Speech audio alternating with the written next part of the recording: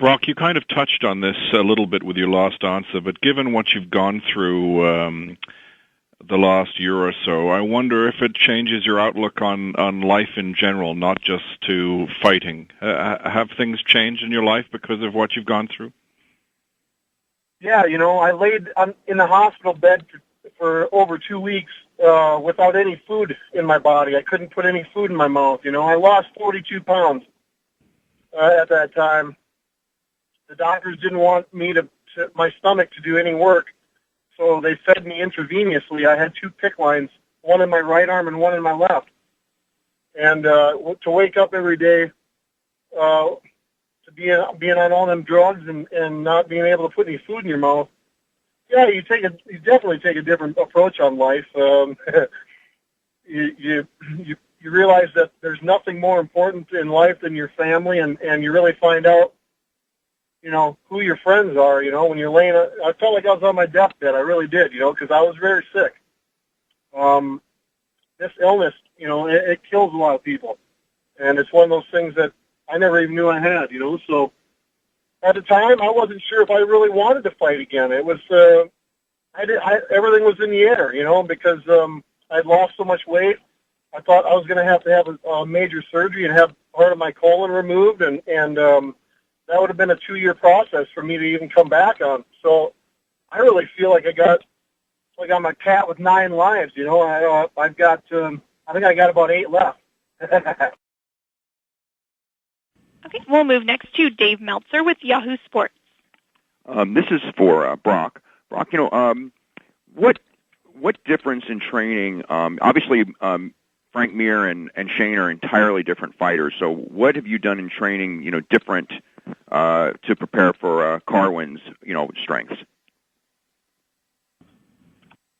Well, I mean, he's got knockout power, so we've trained to avoid. Obviously, there's things that we want to do to him, and there's things that we want to avoid, and so it's really simple.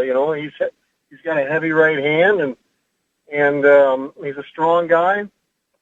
He's got some wrestling background, Division II national champion.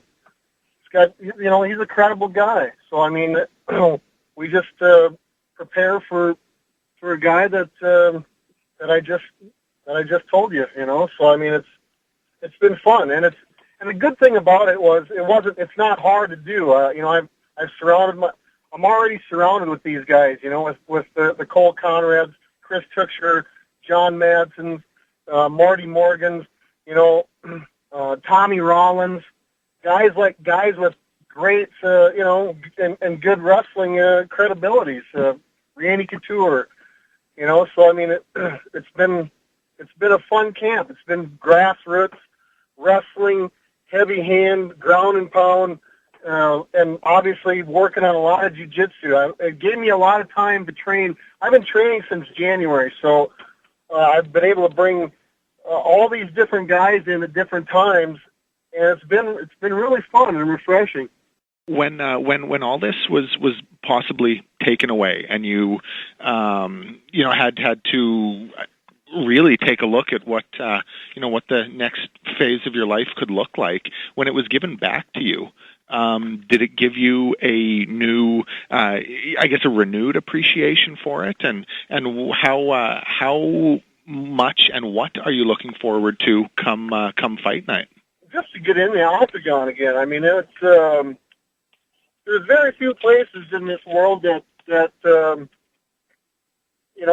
you can just get in there and lay it all on the line, and without having any a lot of consequences. I guess the consequences in this fight are win, lose, or draw, and for me that's exciting. Other than that, I don't have other. Being around my family and all that, as far as adrenaline rushes and stuff, this is what I do. This is what I love to do, and yes, I'm very humbled that I've been given a second chance and a new approach on the fight game. It's been really great. Basically, Mirko Cro Cop talked about how he sort of changed his relationship to fighting and stuff like that, and previously he thought that media and a lot of that stuff that comes along with the fight game was sort of a distraction. Have you changed your relationship with media stuff and your obligations towards the UFC? No, I still dislike all of you. Fair enough. And so what would you attribute your good spirits to today? It's a great day. I'm done with training today. I'm going home to my family. My training camp is just about over with. It's a good day to be alive. That's why I'm excited. The fight is almost here, and it's just a good day to be alive. Awesome. And then you had said, obviously there's not any kind of animosity or personal animosity with Shane the way there was with, like, Frank Mir. But coming back from the illness, I mean, was that the ultimate motivation you ever needed for this fight? And as far as, getting back in there and wanting to fight again, you don't need any of that extra stuff like what you had with Frank? Nah, that's just window dressing. You know what? I mean, Shane's got a lot of good things going for him, and so do I, but I could get into it, he said, she said type of thing with Shane. I know what my credentials are. Shane knows what his are. I think mine outweigh his, and I think my hand's going to get raised on July 3rd. And he probably thinks the same thing. But that's the beauty of this fight game, We'll have to see what happens on July 3rd.